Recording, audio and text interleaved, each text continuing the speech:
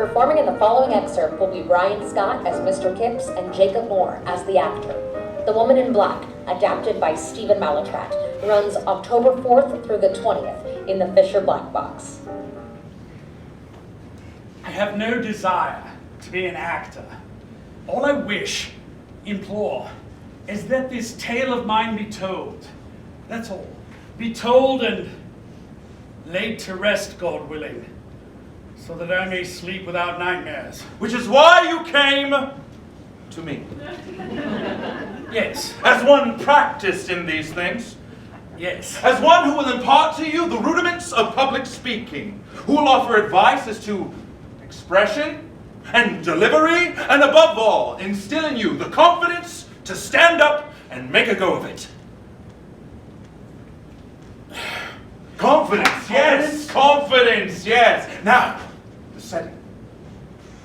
9:30, Christmas Eve. Ooh, excitement, anticipation, crisp air, crackling fires, children asleep with stockings by their beds. A happy family, content, delighted, and above all, at peace.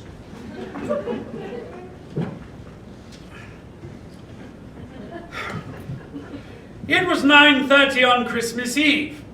As I crossed the the entrance hall of my house on my way to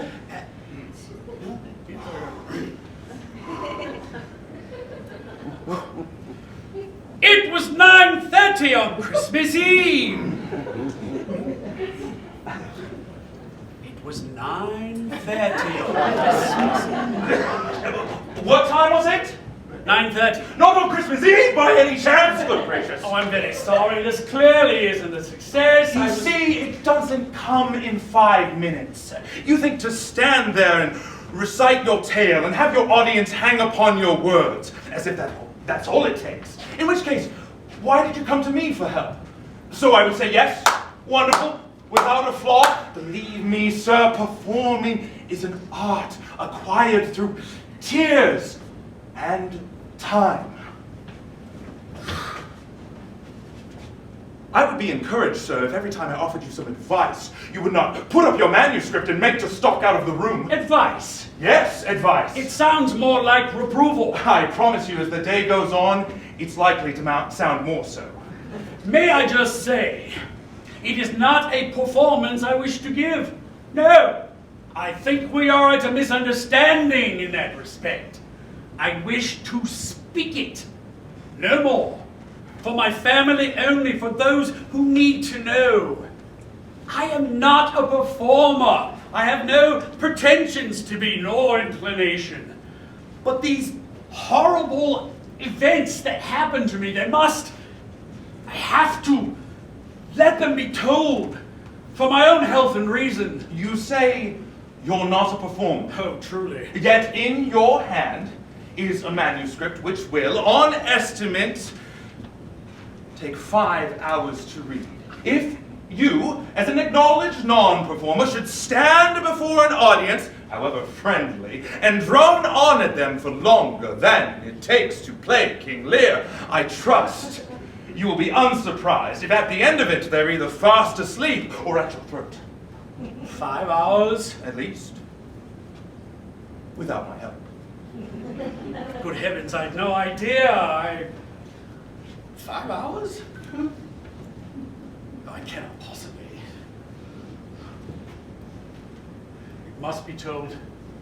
I cannot carry this burden any longer. It must be told.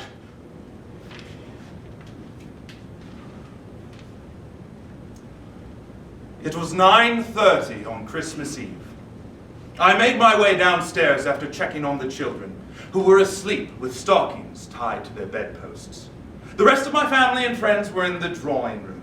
At the far end of the room stood the tree, candlelit and bedecked, and beneath it were the presents. I became aware that I had interrupted the others in a lively conversation.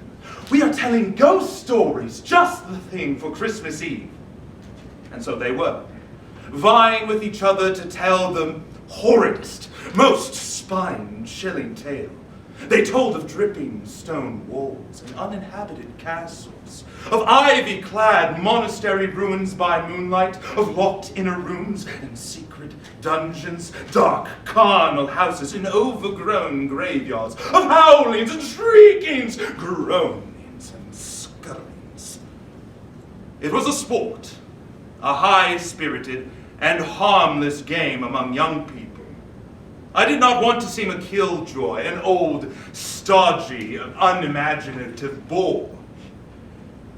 And now it's your turn. Oh no, I said. Nothing from me. You must know one ghost story. Everyone knows one. Oh yes. Yes, indeed. All the time I had been listening to their ghoulish, lurid inventions, the one thought that had been in my mind, the only thing I could have said was, no. You have none of you any idea. This is all nonsense, fantasy. It's not like this. Nothing so blood-curdling and decrepit and crude, not so laughable. The truth is quite other and altogether more terrible. I'm sorry to disappoint you, I said, but I have no story to tell. And went quickly from the room and walked in a frenzy of agitation, my heart pounding, my breathing short. I had always known in my heart that the experience would never leave me, that it was woven into my very fibers. Yes, I had a story, a true story, a story of haunting and evil, fear and confusion, horror and tragedy. But it was not a story to be told around the fireside on Christmas Eve.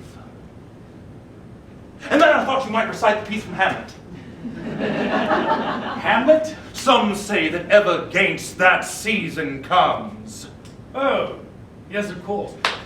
You, then, for the purpose of the reading, become me. Quite so. And you, for the purpose of the performance, you will be the people you met, those that played their parts in your story. Sir, I am not a performer. Sir, I know. And this must not be entertainment. Those horrible events will not be treated as amusement or diversion. I insist, sir. And I insist you consider your audience, no matter how horrible. If your story must be told, it must be offered in a form that is remotely palatable. You have come for advice and assistance. You must trust me. And now, Mr. Kipps, let us tell your story. Yes. God help me. Let us tell it.